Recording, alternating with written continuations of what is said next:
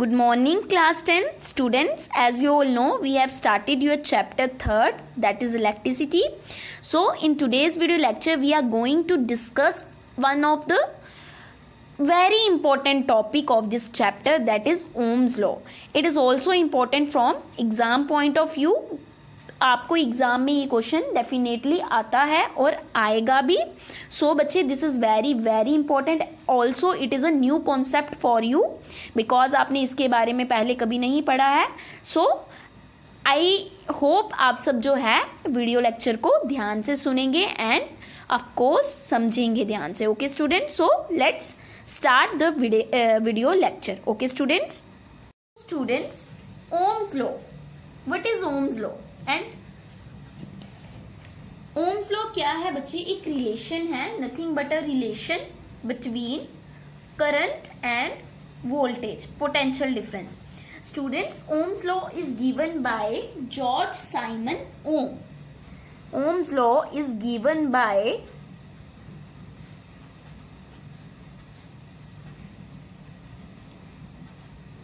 George Simon Ohm in the year 1827.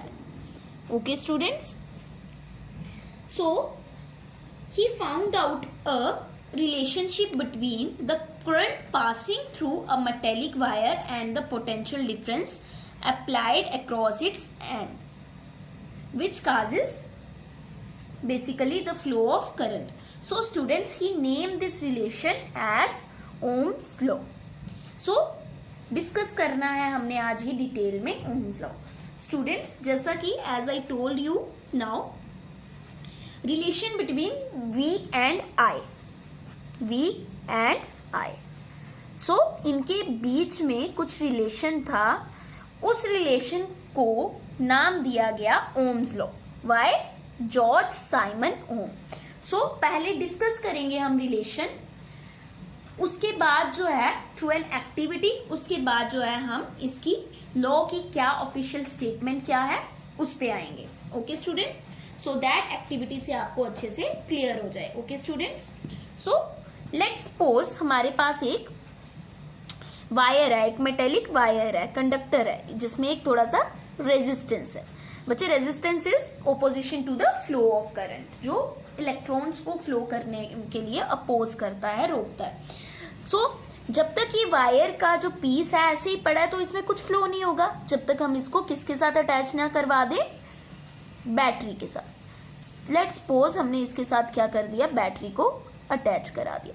अब बच्चे, हमने बात की थी प्रीवियस वीडियो लेक्चर में कि पॉजिटिव जो चार्ज होता है that is higher potential and negative charge have lower potential. So students, जो आपकी करंट मूव करेगी, फ्लो करेगी, वो फ्रॉम पॉजिटिव टू नेगेटिव जो है फ्लो करेगी. बट ये जो रेजिस्टेंस है ये फ्लो ऑफ करंट को क्या करेगा, अपोज करेगा.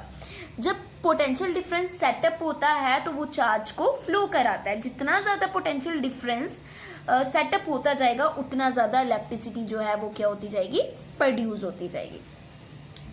सपोज हम यहाँ से आपकी वोल्टेज जो है इसको प्रोवाइड कर रहे हैं, तो यहाँ क्या होगा, ओपोजिशन तो होगी बच्चे, है ना, ओपोजिशन तो होगी. बट जो आपकी वोल्टेज है, जो पोटेंशियल डिफरेंस सेटअप हो रहा है, वो क्या हेल्प करेगा करंट को मूव करने में. जितना ज्यादा हम पोटेंशियल डिफरेंस देते जाएंगे उतनी ज्यादा हमारी क्या होती जाएगी, करंट मूव करती जाएगी. So V is directly proportional to I. Potential difference is directly proportional to current.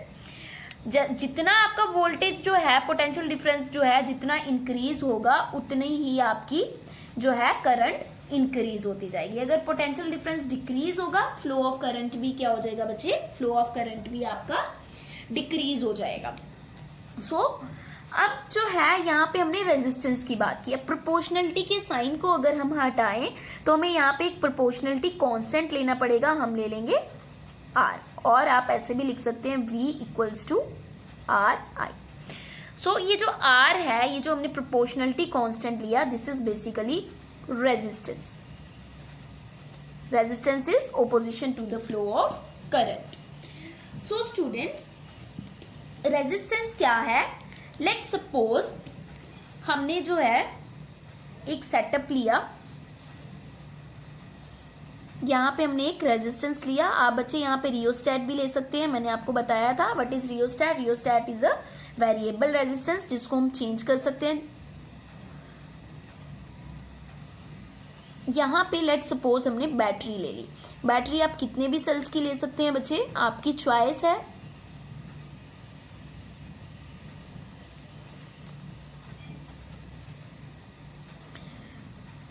ठीक है, यहाँ पे हमने करंट को मेजर करने के लिए क्या लगा दिया, एम्पियर। आपको बता चुकी हूँ एम्पियर क्या करता है, मेजरिंग द करंट।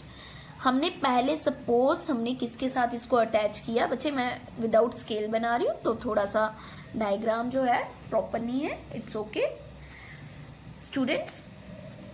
हमने क्या किया, यहाँ पे एम्पियर लगा दिया to measure flow of current, और यहाँ पे हमने वोल्ट मीटर लगा दिया to measure potential difference. Volt meter किसको मेजर करता है बच्चे, पोटेंशियल डिफरेंस को।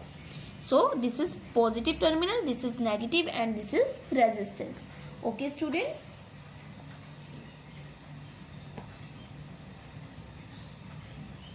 सो स्टूडेंट्स लेट्स सपोज हम ले लेते हैं, हमने ये कितनी बैटरी ली है, 1.5 वोल्ट 1.5 वोल्ट। लेट्स सपोज हमने इतनी बैटरी ली हुई है। ठीक है, फर्स्टली हमने जो है अपने सेटअप को, अपने सर्किट को फर्स्ट बैटरी के साथ क्या कर दिया, ज्वाइन कर दिया। ठीक है बच्चे, जब हमने इसको फर्स्ट बैटरी के साथ ज्वाइन किया तो हमारे पास कुछ वैल्यू आएगी ना रेजिस्टेंस की, है ना। हम इसको ऐसे भी ले सकते हैं, अगर हमने रेजिस्टेंस सॉल्व करना हो तो हम ले सकते हैं रेजिस्टेंस क्या है, V/I, है ना। तो बच्चे यहाँ से हमें किसकी वैल्यू मिल जाएगी, V की, एंड यहाँ से हमें क्या मिल जाएगी, करंट की वैल्यू, है ना। लेट्स सपोज जब हमने फर्स्ट टर्मिनल के साथ ज्वाइन किया, जो हमारा R1 था वो हमारा आ गया V1/I, I1। ठीक है, जब हमने इस टर्मिनल को हटा के सेकंड टर्मिनल के साथ ज्वाइन कर दिया तो हमारी V की R की वैल्यू क्या आ गई, let's suppose it is V1/I2। बच्चे ये जब हम लैब में करते हैं तो हमें पर्टिकुलर रीडिंग्स मिलती हैं, बट अभी तो हम लैब में नहीं कर रहे तो हमें पर्टिकुलर रीडिंग्स नहीं मिलेंगी। जब हमने थर्ड के साथ लिया, लेट्स सपोज हमारी R3 की वैल्यू आ गई V3/I3, एंड जब हमने उसको फोर्थ के साथ ज्वाइन किया तो इट बिकम्स R4 क्या आ गया हमारा, V4/I4। बच्चे जब हमने ये सेटअप किया, हमने क्या ऑब्जर्व किया कि जो R1 है हमारा, R2 है, R3 है, R4 है, इन सब की वैल्यू क्या आई, सेम। इन सब की वैल्यू क्या आई बच्चे, सेम। सो R हमारा क्या हुआ, अगर सेम वैल्यू आ रही है तो कांस्टेंट आई। जब आप लैब में करोगे तो आप रीडिंग से आपको पर्टिकुलरली पता चल जाएगा, उसमें आपको पता चल जाएगा कांस्टेंट वैल्यू आती है।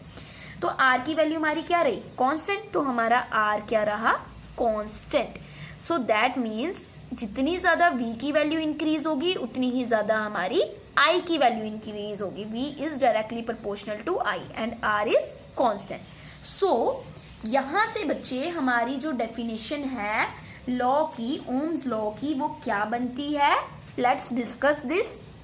Statement of Ohm's law states that the current flowing through a metallic wire is directly proportional to the potential difference across its ends, provided the temperature and other physical conditions like mechanical strain, pressure remain unchanged।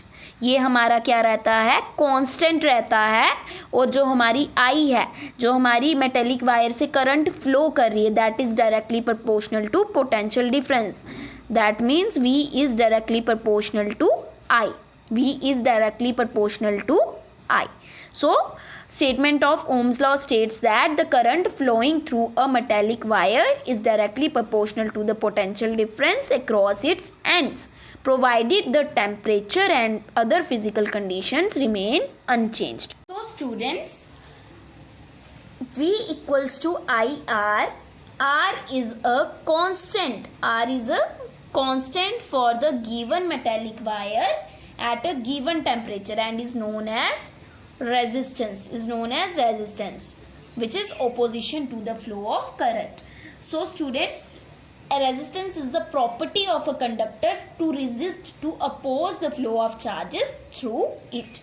Okay students, and now discuss about its, firstly let's discuss about its graph, then we will discuss about its SI units. So students, Ohm's law का अगर हम graph देखें तो इसका graph जो है वो किस तरीके से होगा बच्चे,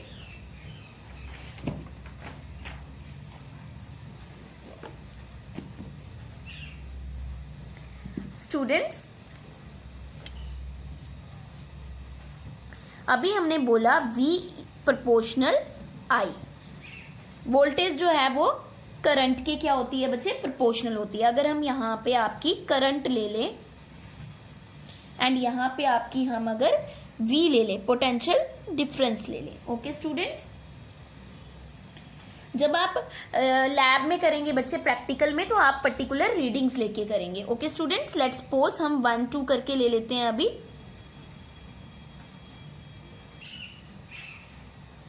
ओके स्टूडेंट्स, तो आपका जो V और I किस तरीके से आपका इसका ग्राफ आएगा, अगर आपकी करंट जो है, वोल्टेज जो है, अगर हम 1 दे रहे हैं तो करंट भी कितनी आएगी 1. अगर हम ये 2 दे रहे हैं तो हमारी करंट भी कितनी आएगी 2. अगर हम वोल्टेज जो है 3 ले रहे हैं तो हमारी करंट भी कितनी आएगी 3. अगर हम वोल्टेज 4 पे ले रहे हैं तो हमारी ये भी क्या आएगी 4. बेसिकली इसका जो ग्राफ बनता है it is a straight line graph. Okay students, is a straight line graph. So students, जो VI ग्राफ होता है इज अ, जो आपका VI ग्राफ होता है, वोल्टेज और इसका ग्राफ होता है, इज अ स्ट्रेट लाइन जो पास करती है ओरिजिन से. एंड V अपॉन I, जो आपका V अपॉन I है, इज अ कांस्टेंट. उनकी वैल्यूज क्या रहती हैं, V अपॉन I की वैल्यूज क्या रहती हैं बच्चे, कांस्टेंट रहती हैं. R basically V upon I क्या है, R, तो R is constant. Okay students, so V upon I जो है आपका, इसका ग्राफ किस तरीके से बनेगा, V अपॉन I की जो रेशियो है वो क्या होगी, कांस्टेंट रेशियो होगी. So students, when you plot a graph between V and I, you observe the nature of the graph. You will find that V upon I की जो ratio है has got approximately the same value in each case. and ये जब हम practical में करेंगे तो हम इसको अच्छे से क्लैरिफाई करेंगे. सो स्टूडेंट्स, हमें जो ये इक्वेशन आई हमारी V अपॉन I से, इससे हमें क्या क्लियर हुआ, फर्स्ट थिंग जो हमें क्लियर हुई that is current is proportional, V is proportional to I और I is proportional to V. ये चीज हमें क्लियर हुई यहाँ से. दूसरा हमें क्या क्लियर हुआ, इसका क्या मतलब है, that is potential difference across the ends of a conductor is double, the current flowing through it also double. अगर करंट वोल्टेज डबल हो रही है तो करंट भी क्या होगी, डबल होगी. एंड अगर आपका पोटेंशियल डिफरेंस हाफ हो रहा है तो करंट बिकम्स ऑल्सो हाफ. उसके हिसाब से, वोल्टेज के हिसाब से करंट भी फ्लो करेगी. एंड सेकेंड वन हमने क्या देखा, इसमें से क्या क्लियर हुआ हमें, I is inversely proportional to the resistance. जो आपकी करंट है that is inversely proportional to the resistance. It means that if the resistance is double, अगर आपका रेजिस्टेंस डबल कर देंगे तो हमारी करंट क्या हो जाएगी, gets half. And if the resistance is half the current gets double. But in many cases it is necessary to increase और decrease the current in an electric circuit. Why, और इसके लिए हम क्या यूज करते हैं, a component use to regulate current without affecting the source is called variable resistance. As I told you before, what is variable resistance, variable resistance is a rheostat. Variable resistance is a rheostat. So हम इसमें जो है rheostat को भी use कर सकते हैं इसके सर्किट डायग्राम में as a variable resistance, so that हमें जो है रेजिस्टेंस को चेंज करने की जरूरत ना पड़े. And rheostat is a device which provide us an adjustable resistance required in an electric circuit to alter the current to any desired value. Okay students, now students, resistance का cause क्या है, यहाँ resistance होता क्यों है, what is the cause of resistance. so students, उसका cause क्या है कि जो मोशन है इलेक्ट्रॉन्स की इलेक्ट्रिक सर्किट में कॉन्स्टिट्यूट इलेक्ट्रिक करंट, और जो इलेक्ट्रॉन्स हैं are not completely free to move within a conductor. Why, because there are collisions of free electron, जब वो वाइब्रेट करते हैं उनके बीच में क्लोजन होता है, क्लोजन हो गया, टकराते हैं आपस में. This gives rise to opposition और hindrances, obstruction to the flow of current, जो करंट को फ्लो करने में अपोज करते हैं. एंड फ्लो ऑफ इलेक्ट्रॉन्स जो है वो क्या हो जाते हैं, रिजल्ट करते हैं in the resistance of the conductor. जैसे आपकी जो है करंट को फ्लो करने में अपोज करते हैं, मुश्किलें पैदा करते हैं, बिकॉज इलेक्ट्रॉन्स जो हैं आपस में कोलाइड कर जाते हैं. एंड दिस ओपोजिशन और obstruction offered by a conductor to the flow of electrons is called as electrical resistance, is called as electrical resistance.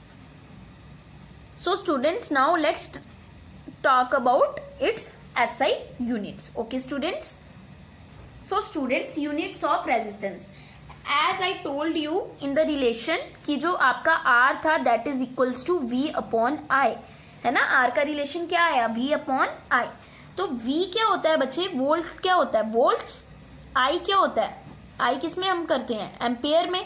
तो basically it is equals to VA inverse, है ना, which is equal to ohm, which is equal to ohm. And जैसे आप voltage के लिए, volts के लिए V use करते हैं, एम्पेयर के लिए A यूज करते हैं, वैसे ही ओम का सिंबल होता है इस तरीके से. ये क्या होता है, it is the symbol of ohm, symbol of ohm. Ohm को हम इस सिंबल से रिप्रेजेंट करते हैं. So SI unit of resistance is, SI unit जो है रेजिस्टेंस का वो क्या आ गया आपका, ओम. तो ओम होता क्या है बच्चे, ओम की क्या डेफिनेशन है. सो 1 ओम किसके इक्वल आ गया बच्चे, 1 ohm is equals to 1 volt. जब हम इसको जो है आपकी जो है हमारा V अपॉन I में जब हम 1 वोल्ट अपॉन 1 एम्पियर, सो आपकी जो रेजिस्टेंस है वो 1 ओम कब होगा, 1 ओम कब आएगा, जब हम अपनी वोल्ट और एम्पियर को 1 कर देंगे. So students, unit of resistance जो ओम है can be defined by using Ohm's law, जैसे अभी हमने पढ़ा ओम्स लॉ.